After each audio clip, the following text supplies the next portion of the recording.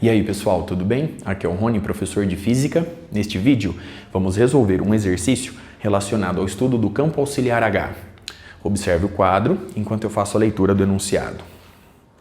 Um solenoide infinito com Nzinho voltas por unidade de comprimento e corrente elétrica estacionária de intensidade I está totalmente preenchido com material linear de susceptibilidade magnética QM. Encontre o campo magnético no interior do solenoide. Para resolver o exercício, convém recordar neste início, conforme vimos em vídeos anteriores, que as fontes do campo magnético B são as correntes livres e as correntes de magnetização. Nós não conhecemos a densidade volumétrica de correntes de magnetização. Portanto, eu não posso determinar diretamente o campo magnético estabelecido no interior do solenoide. No entanto, sabemos que a intensidade de corrente elétrica livre vale Isão. Logo, a partir dela, eu posso determinar o campo auxiliar H recorrendo à lei de Ampère, já que o problema exibe simetria axial ou cilíndrica. Determinando o campo auxiliar H, fica fácil determinar o campo magnético B estabelecido no interior do solenoide. Para fazer isso, basta recorrer a essas duas expressões, conforme vimos em vídeos anteriores. Vamos começar, portanto, determinando o campo auxiliar H. A lei de Ampère, aplicada a este campo, nos diz que a circulação do campo auxiliar H ao longo de uma curva ou circuito amperiano fechado C é igual à intensidade de corrente elétrica livre envolvida por tal curva fechada. Observe agora o solenoide ilustrado no quadro. A curva amperiana fechada C está orientada no sentido horário e é composta pelos lados 1, 2, 3 e 4. De acordo com a construção realizada no quadro, vemos facilmente, pela regra da mão direita, que o campo auxiliar H está orientado na mesma direção e sentido do eixo Z. Portanto, no interior do solenoide, o campo auxiliar H está orientado na mesma direção e sentido do lado 1 da curva amperiana fechada C. Observe o quadro mais uma vez. Vamos agora calcular o lado esquerdo dessa igualdade. Perceba que o campo auxiliar H forma um ângulo de 90 graus com o vetor dl no lado 2. Consequentemente, a contribuição do lado 2 é nula, pois o cosseno de 90 graus é zero, anulando o produto escalar. No lado 4, ocorre a mesma coisa. O vetor dl está orientado na horizontal e para a esquerda, e o campo auxiliar H na vertical e para cima. Mais uma vez, o ângulo entre eles é igual a 90 graus, anulando o produto escalar. E no lado 3, região externa ao solenoide em questão, o campo auxiliar H vale zero. Portanto, a contribuição dos lados 2, 3 e 4 é nula. Muito bem? Resta, portanto, o lado 1. No lado 1, o vetor H e o vetor dl estão orientados na mesma direção e sentido. Sendo assim, esse produto escalar fica dado pelo módulo do vetor H vezes o módulo do vetor dl vezes o cosseno de 0 grau, que é igual a 1. E isso é igual à intensidade de corrente elétrica livre envolvida pela curva fechada C. Analisando a figura de forma geral, eu posso afirmar que a curva amperiana fechada C está envolvendo N vezes a corrente elétrica de intensidade I, pois ela é atravessada N vezes de forma geral. Consequentemente, a corrente elétrica livre envolvida no trecho em questão é dada por N vezes I. Muito bem?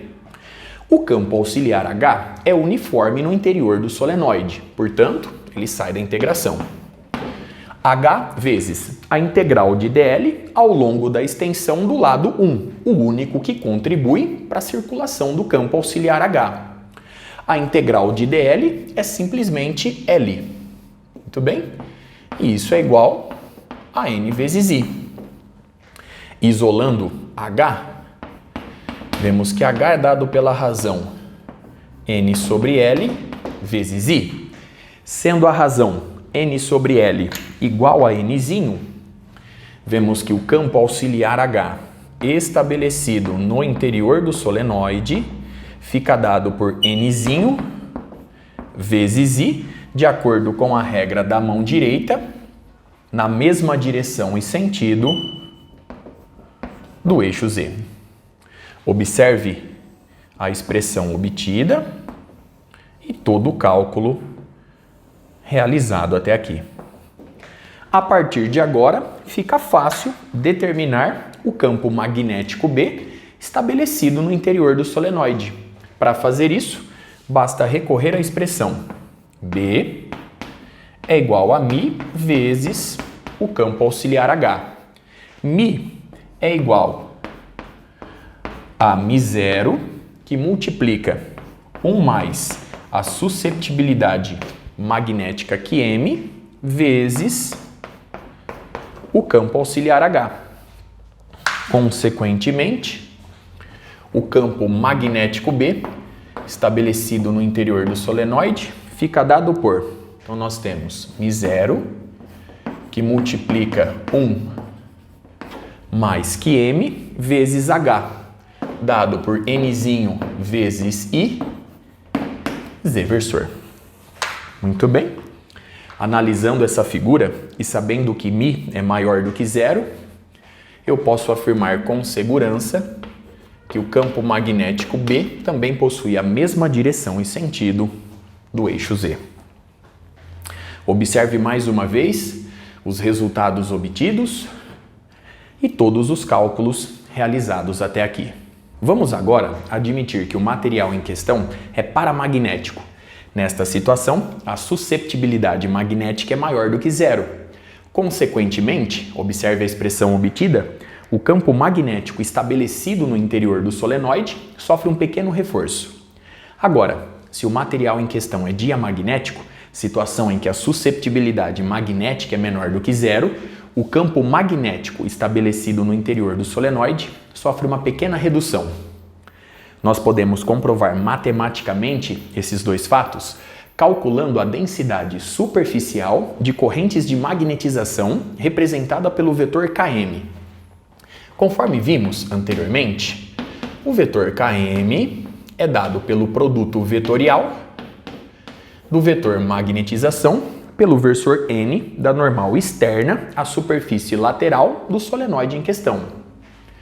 O vetor magnetização é dado por Qm vezes o campo auxiliar H. Consequentemente, o vetor Km fica dado por Qm vezes o campo auxiliar H, produto vetorial, com versor N. O campo auxiliar H aqui se encontra. Logo, o vetor Km fica dado por, então, Qm vezes N vezes I vezes o produto vetorial do versor Z pelo versor N. Recorrendo mais uma vez à figura em questão, analisando, por exemplo, neste ponto, vemos que o versor Z está orientado verticalmente para cima. E o versor N é perpendicular à superfície externa do solenoide, apontando em direção aos seus olhos. Portanto, ele está saindo do plano do quadro. Recorrendo agora à regra da mão direita, nesse produto vetorial, vemos que, colocando a palma da mão na mesma direção e sentido do versor Z e girando-a de encontro ao versor N, vemos que o vetor Km está na mesma direção do versor φ ilustrado na figura. Logo, eu posso escrever que a densidade superficial de correntes de magnetização é dada por Qm vezes N vezes I, φ versor. Através dessa expressão, nós podemos comprovar a análise feita anteriormente. Se o material em questão é paramagnético, Qm é maior do que 0. Consequentemente, a densidade superficial de correntes de magnetização está na mesma direção e sentido do versor φ. ajudando a corrente elétrica de intensidade I, reforçando a corrente já existente, justificando o pequeno acréscimo sofrido pelo campo magnético estabelecido no interior do solenoide. Agora, se o material é diamagnético, QM é menor do que zero.